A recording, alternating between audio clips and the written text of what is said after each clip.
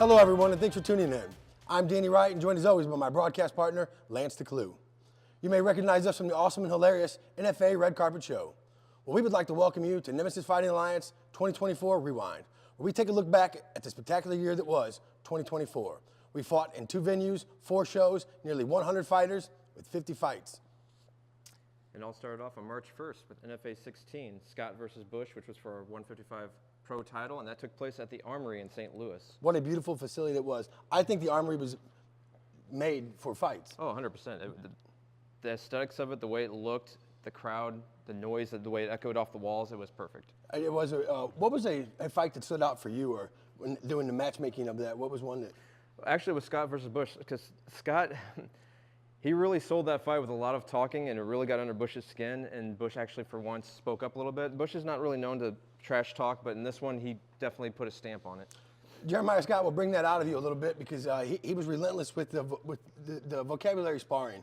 And while still fighting, too, whether they're in the cage. Even after the fight was over. And even though Scott was a little undersized, he was a dog, and the fight turned out to be a pretty competitive back and forth battle. Who took it in the end? Oh, Bush did. Bush ended up taking it in the end, yes. What other fights stood out for you? Because I believe there was Atticus Bruner fought Derek Davis. Atticus won KO of the night when he had 2 stunning head kicks. Yeah, I also liked Corey Donovan versus Tavon Taylor, which ended up being... Wow, who would have ever thought that fight would end the way it ended? Because you see those 2 guys, and you're thinking this is going to be a banger, because that's what they both are. And it ended with Tavon and a knee bar. Yeah, well, it ended up being sub of the night. Sub of the night, and maybe. We'll see. Yeah. Caden 06 fought... Javier Thomas. That was fight of the night, and possibly fight of the year, too. What a spectacular fight that was. But let's go back to the sub of the night.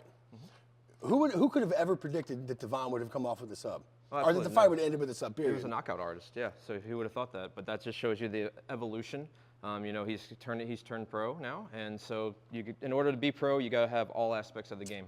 And speaking of that, that is the NFA 2024 Submission of the Year. Tavon's knee bar over Corey Donovan.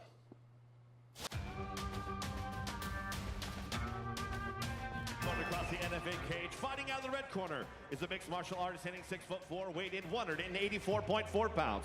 Holds an amateur record, 6 wins, 3 defeats. Representing Wolves Den Training Center, fighting out of O'Fallon, Illinois, Tavon, the Black Panther Taylor. Leg lock, leg lock. Straight knee bar, straight knee bar. That's tight. Yeah, there it is. Yep. Wow. Oh, wow. Incredible. That was impressive. Winner by tap out in a knee bar. And new interim NFA middleweight champion, Tavon, the Black Panther Taylor.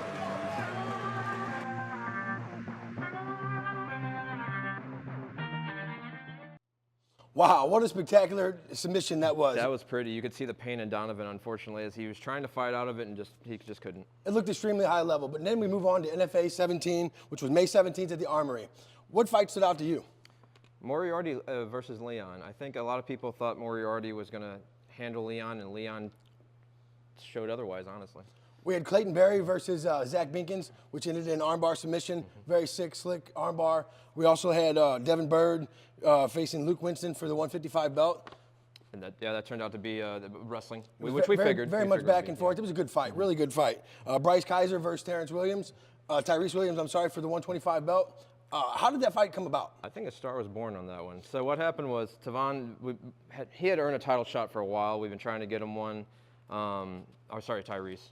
Tyrese, we've been trying to get him one, and we have trouble getting the other guy that we wanted to do it. So we gave Bryce a shot. His record didn't look like he would be, but because of his Muay Thai background, we felt it would be a good matchup, and I think Bryce made a star. He's from the Springfield gym. He is, yes. Which, if you've ever seen anybody come out of that gym, that they always put on a performance. They always come to fight. So I was a little apprehensive about Tyrese's like dismissiveness of his opponent a little bit. And I think that costed him in the end, but he's bounced back. We also had Kenny Hiley versus Doug Anderson. Kenny Hiley is Jacob Hiley's brother. It was Kenny Hiley's first fight, and he won by first round TKO. Yes, so it was TKO, yeah. He did a reversal, got the back, and yeah, just pounded away. And then Marcus Nelson put his stamp, or showed people that it was his coming out party. Yeah, that he could be a future in this sport for sure. He had a first round rear naked choke, I believe. Yes. And then there was also Jay Jones and Alan Molina, which is potentially K1 fight of the year. That was a banger that went to a decision. What was your favorite fight on that card? Actually, it was Bryce and Tyrese, because everybody was on me about how Bryce shouldn't have got the title shot. Speaking of Bryce, he is NFA's Breakout Fighter of the Year. Is a freestyle kickboxer standing 5'11", weighing 124.9 pounds. He has 1 and 3 as an amateur, representing Peoria Athletic Club, fighting out of Peoria, Illinois, Bryce Skinny B. Kaiser.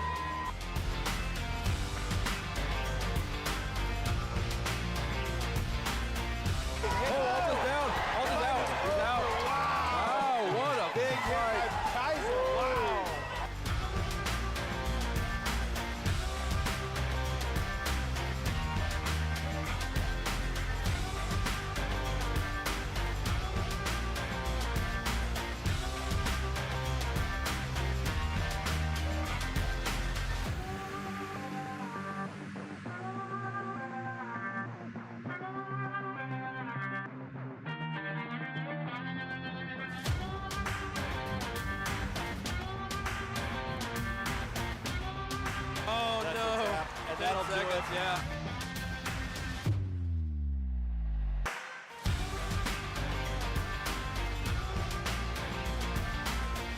Bryce Skinny B. Kaiser.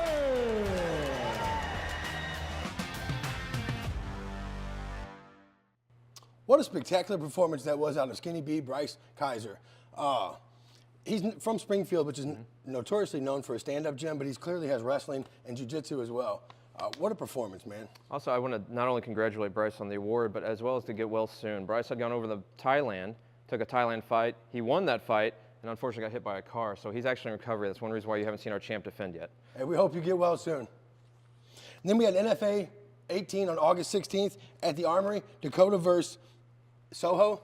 Soho, yes. How did that fight come about, though? Because I believe that Soho wasn't the original participant, and it was a late replacement. It was. So I have a great manager that I work with for these last minute. He has a ton of amazing roster of some unknown guys that are just legit. Maybe Soho is one of them. He's from the Caribbean, so not a lot of people knew of him, but he was ranked #1 in the Caribbean. There was some trash talking. 8 knockouts? Yeah. There was some trash heavy-handed talking. fighter. The guy ended up pulling out almost last minute. I think it was 2 weeks out. Got a hold of my guy, and Soho stepped right up. We thought it'd be great. You have one of the top in the world, let alone just America, and you have the #1 in the Caribbean going at it. But this card was stacked. We got Sam Penites, Shane Moffitt stepped up and filled in on less than 48 hours notice. Less than 48 hours. So Shane's one of them I always keep in my back pocket. Moffitt's been known to, he's willing to step in last minute. He's a veteran of the game, been around for a long time pro, and he stepped up, 48 hours. Even though he lost, I thought he put on a really good performance, and I think it was a finish in the 3rd round because he gassed. He wasn't cardio ready, but he did step up and do his thing. And then we had Charles Hackman versus Enrique Watson, 2 United States Marine Corps people that, go ahead and talk about that. So Enrique wanted, he wanted a retirement fight. Obviously, veteran of the game. We wanted to get somebody similar to him. A friend of mine, Charles Hackman, he's also a veteran of the game. I love Charles Hackman. Yeah, he's fought Kimbo Slice. He's fought the Who's Who, Bellator. He's also insanely hilarious and ridiculous online. You have to go follow Charles Hackman. I promise you, you won't be disappointed. Or maybe you will, depending on if you're sensitive or not. But it made sense, and it was your classic striker versus ground guy. Hackman said yes, because Hackman was also looking for somebody, around his level. Hackman has not said this is a retirement fight. He still may have some more in him, but I was kind of booking it as both the retirement fights because you never know. They're both at that part of their career where it could be, but Enrique did retire after the fight. Well, we also had Keenan Carnes versus, I forget the guy's name, but he had the Jason mask on, and he stood there, and his walk-in, his intro, was one of the best intros I've ever seen. How did that fight end, though? That ended with a knockout. With a head kick knockout? It was a head kick that led to a choke. Oh, that's right. You're right. Submission. Yeah. But if you've seen the intro, it was one of the most awesome. It took him longer to get to the cage than it did to get to fight in the cage. Kudos to Keenan for that. We also had Terrell Ursary and Jordan Brackus that did the K1. A spectacular fight out of those two heavyweights. What do you remember about that fight? So Brackus, big, he's big. He's a big boy. He's like 6'4", 265, yeah. 280. I think he's at 280. Yeah, and so Ursary, obviously he's been wanting on the card for a while. We got that matchup. Brackus, he's been around here and there. Another veteran at that level. He's thinking about, I think, going pro himself. So yeah, that kind of came about that way. Two big guys just wanting to throw hands. It was very much back and forth. It really could have gone either way, but Terrell Ursary pulled it out in the end. We also had Anthony Hayes and Jackson Ward. Jackson Ward looked spectacular for a round and a half. He beat on Anthony Hayes and had him in the clinch up against the cage. I think he took him down in the second round and mounted him. And then what happened? So this is a classic. Anybody that's watched old fights, this is your classic jiu-jitsu guys. Hayes was taking a pounding, did some slick reversal. He was taking a pounding on the ground. Taking a pounding on the ground, slick reversal, worked on the leg lock, had a little trouble with it, readjusted it, and then sunk it in and ended up pulling off a great comeback submission. Yes, what a fight. Great job by both men. Then we had Billy Duncan and Antonio Munoz. Ooh, that's all I'll say. Both 0-0 fighters. Neither one of them have ever fought before. It was their debut MMA fight. Wow, what a spectacular fight. Instant classic. Talk us through that fight a little bit. It had everything. It had your grappling, it had your striking, it had your blood, bruises, swollen shut eye. I mean, it had everything in it. For those of you who know John Minky he's a local jiu-jitsu guy and stuff, fighter. He said this term one time, if you add up the amount of ass whoopings in a fight, who won that? I think Antonio Munoz won the amount of ass whoopings in a fight, but Billy Duncan won the fight. He almost had a rear naked choke in the first round, and he had it in for like a minute, even after he took a little damage. It was one of those classic GSP and BJ Penn, where BJ Penn said, hey, look at his face. It was kind of that situation. Duncan did do a little bit, more as far as other than just punishment. But yeah, if you just went off of, if you took a picture of them, you would have thought Munoz won because Duncan had the swollen shut eye. And I can't say enough about that fight. And the fact that they're both 0-0 coming into this, the futures that both of them have in front of them is super bright. I thought they were very calm, poised. You could never have seen that fight and been like, this is their first fight. Absolutely not. No, they both seemed like they were veterans. And you can't teach heart, and they both had a lot of heart in that fight. That's no doubt. So fun fact. Fun fact? That's our fight of the year. Fight of the year. Fighting out of Elmhurst, Illinois, Antonio Primetime Munoz. Representing Twin Cities, fighting out of Crystal City, Missouri, Billy Duncan.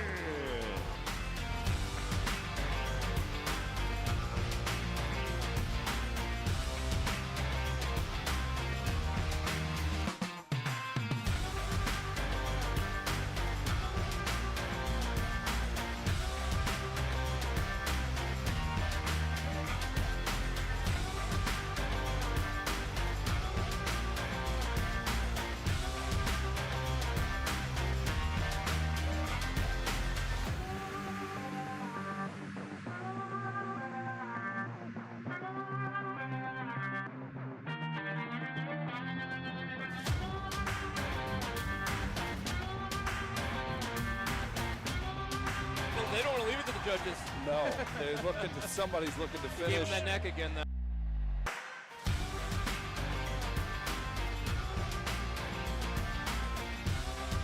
Hell of a fight. Decision momentarily. Yeah, they did. Yeah, good respect. They both earned that. They really did. They're fighting hard.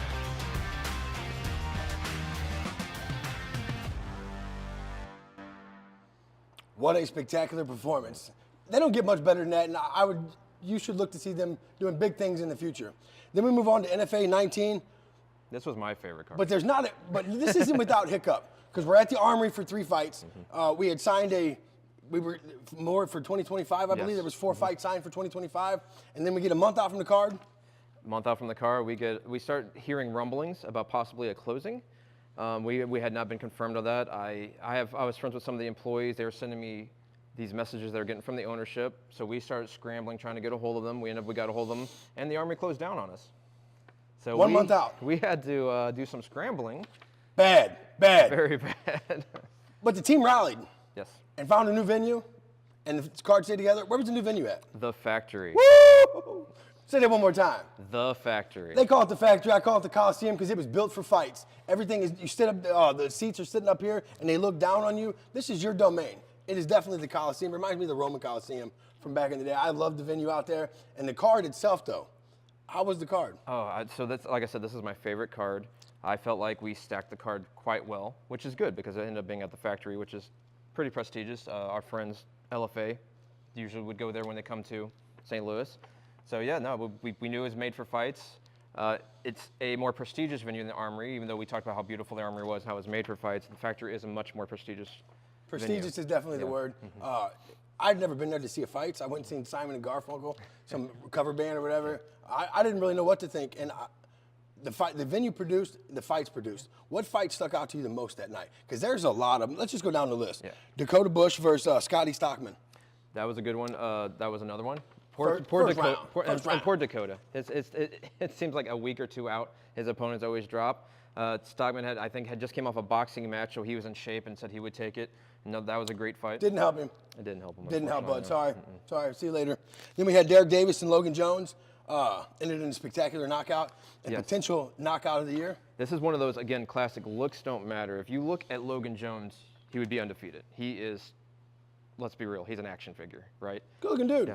Derek Davis. His words, not mine. Derek Davis looks like your average guy. And how did that fight end up ending?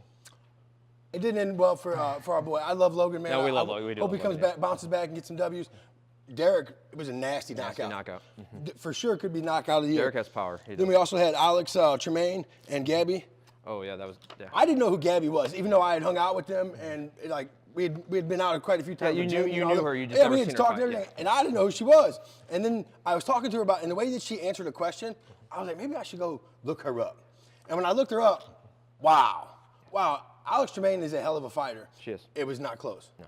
And honestly, props to Tremaine for stepping up. But there was a little bit of a gap in Experience. Experience, yes.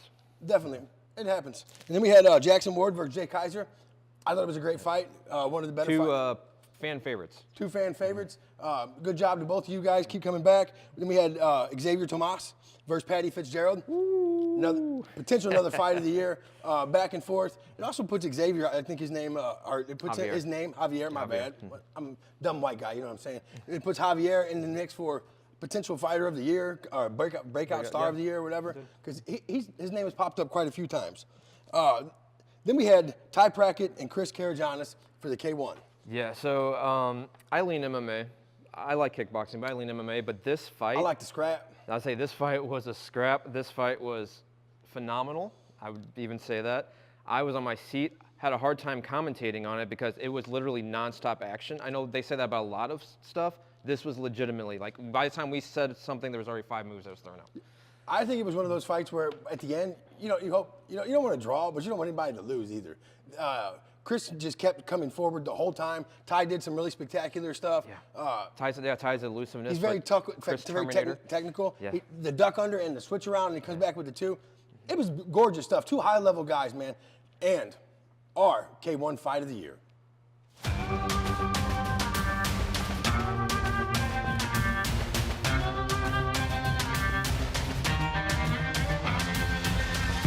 Let's have a fight. Hey, Brackett said, I've got a high kick for you.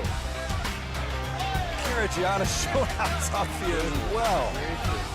Front row action for us here at the commentator's table. My goodness. And good mixing it up too. They're not just like throwing, they're just Big nice. left from Brackett. huge. Karagianis comes right back. Working the body. All right, I got a new fight of the night. Both showed such toughness, skill, speed, cardio. Total packages. Let's see some highlights. We've got something here from a, oh my goodness, I didn't even know that landed. But every time Karagianis would counter with, I'm a punching machine, here I come. That was it. That was a little duck under there out the back. That was beautiful. Well, and I know those at home can't hear production because we got some highlights. Some highlights. I think the whole fight was a highlight.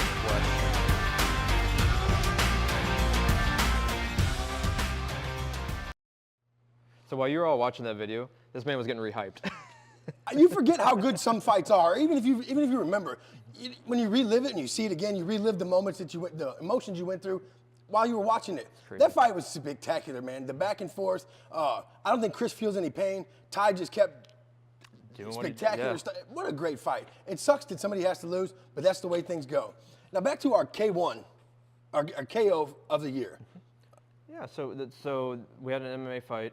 Luke Winston versus Kendall Whitted. You look on paper, you're like, why would you do that? Because Luke had so much more experience. But a lot of people don't realize the multiple-time champion that Kendall is in Time out. Muay Thai. I love Luke, but I picked against Kendall one time. And I will never, ever pick against him either. Because Sid Gee's like, watch this fight, Danny. The guy right there's going to go do his thing. I'm like, no, he's going to get tired. In the second and third round, he's going to get put away. Kendall hit it in the first round. So since that day, I make sure that I never pick against him. KO of the year by spinning back fist, Kendall Whited.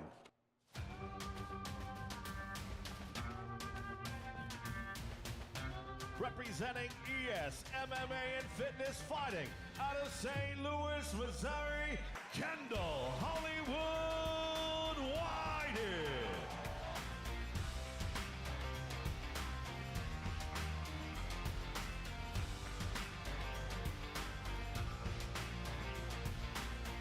This might be a quick one, but it's going to be a fun one.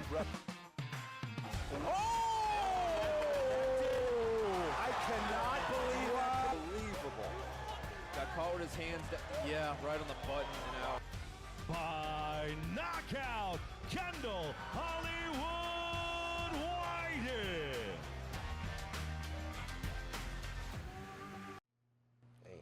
Wow. Look who's here! Man! Woo! Slow motion even looked more devastating. Man, I'm telling you.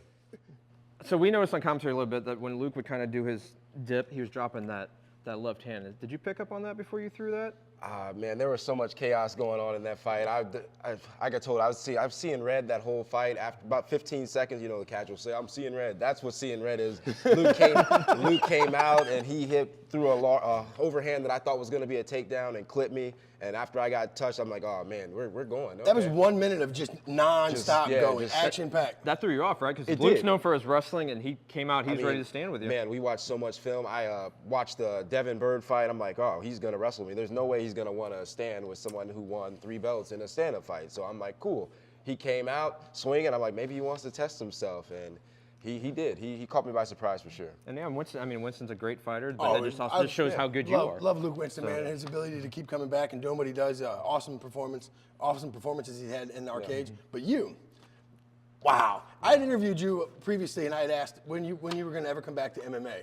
And you're kind of, I don't know, maybe sometime we'll see it. Yeah. So what sparked that interest for this? So after my last kickboxing title fight in August, you know, Eric was like, hey man, where you want to go with this? You want to go pro? And I was like, yeah, I would love to go pro. I'm ready. And he's like, well, if you're going to go pro and you ever want to do MMA, I need you to take one more MMA fight. So I was like, you know, if I'm going to take any MMA fight, it's not going to be against someone who I'm going to beat easily. I want a hard fight. I want the hardest guy who's available. Luke came off of a title fight that close fight, he ended up losing, and I'm like, perfect. He's a big guy, wrestler. He'll test me on the ground, so I thought. And that's who we got, and I was like, cool, let's do it. The amount of begging I did to get you back to MMA too. I don't want to give away too much, but you have wrestling, right? I do. You know how to wrestle, right? Yeah, it's in there. You Well, know, he started in MMA. It just didn't. It didn't go. Well, you wrestled in high school and stuff. Yeah. Describe the feeling Man. when you realize it had like. So well, it's like the one in August. You know, the one in August, it was cool. You know, I did the first time. I'm like, man, there's no way I'm gonna pull this thing off again. Get to the MMA fight, and you know, Luke's pressuring heavy like my last opponent did. I'm up against the cage, and I'm like, wait a minute, this looks familiar. Let me try it again. Threw it, saw in the corner of my eye his body, you know, go a little limp, and it was over, man. That one felt a lot better just because of the return in MMA. It was a lot of pressure. I hadn't done MMA in a couple years. Hard guy. Like you said, prestigious venue, and I'm just like, man, I was kind of scared, I'm not gonna lie. But I knocked him out, and I was just like, man, this is insane. Like, so when they show, no, they tell you turn around and point it up on a jumbotron and stuff. What do you think when you see that? I outdone myself, you know. Happy it's over and excited that you did. Right, I'm time to go eat.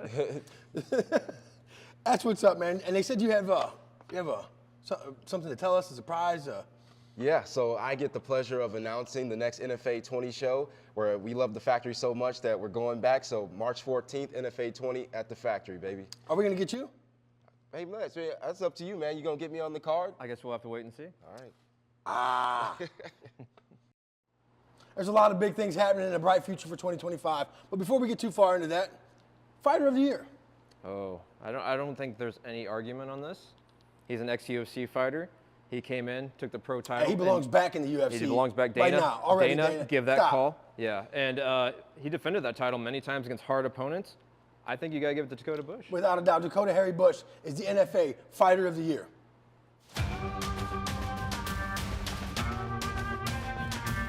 Now making his way to the NFA cage, the champion, Dakota Bush.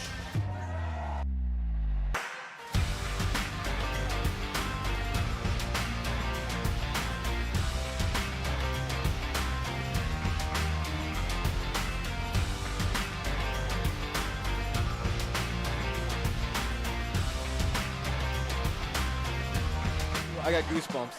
This is intense, electrifying. Let's get this going. Main event, here we go. Here we go.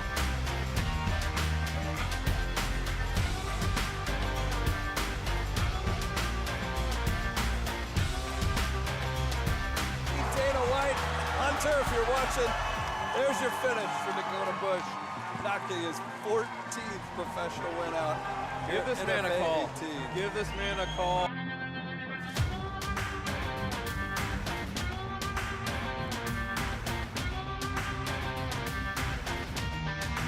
Oh, that's in. That's in. Guys, that's in. That'll do it. That was a tap. That was a tap. Yep. It's over. Main event finish. NFA lightweight world champion, Dakota Harry Bush.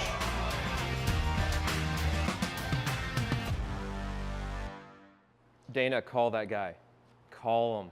I mean, there's a lot you can say about Dakota's fighting, just his fighting ability and stuff. But he's also a great human being, man. All-around great dude. Fighter of the Year for sure. Unfortunately, Dakota couldn't be here with us, but he had a call-in, so here's a video from and a message from Dakota. What's up, everybody? Super excited to announce that I was selected as the NFA Fighter of the Year. Means a lot to me. NFA went above and beyond to make this year successful for me and went 3-0 under them, and it wasn't easy. You know, we had 3 opponents lined up, 3 backouts, and they filled it every time. Brad and Marlene are the best. I'm super grateful for them and everything that they do for me. All the fans, it was amazing fighting back in St. Louis again, and it's been a while, so much fun. The energy, the noise, it was just next level. The venues were amazing. I had so much fun. You know, shout out to everyone down at American Top Team, all my training partners. Dan, Richie, you guys are the best. Couldn't do it without you guys. Mike Brown, Tiago Alves, Steve Mako, Grant Dawson, Patrick Smith, all you guys are, you know, a huge role in my success. And last but not least, thank you to my wife. Super supportive. Wouldn't be on this journey without her, and super grateful for her. So here's to 2025. There's not enough words I could say about Dakota. His fighting speaks for itself. Dana, stop being that guy. Yeah, stop being that guy. Call this man. Put him on your show. He's also a great human being on top of everything. Very nice guy. Easy to deal with. 2025 looks to be bright. Yeah, back at the factory, March 14th. Woo! Excited for it. Hopefully we'll have some big matchups announced coming soon. Well, what fighters do you hope to see on the NFA platform in 2025? So I would say Dakota, but I kind of hope he's in the UFC. Let's be real. I kind of hope that he's not available for us. Other than that, I mean, it's kind of open. You know, maybe some of these award winners like. I want to see Ty and Chris run it back. That's what I want to see. There you go. I was gonna say, or we could try to get Tavon back. Maybe, you know, there's a few. Obviously, Irfan. Kendall, Irfan. I wouldn't mind having Irfan back. I would like to see Irfan again. He's a hard matchup. I'm in talks with all these people. It just depends if the matchup makes sense, who's available on the other end. You know. Oh, Gabby, I want to see more K1. Don't you guys want to see more K1 on the NFA show this year? I do. Kendall does. We'll see. Hey, thanks, guys, for tuning in. We love you. We appreciate you. None of this could be possible without you. All the fans and sponsors, the fighters especially. Thank you guys for an awesome year, 2024. And 2025 looks to be bright.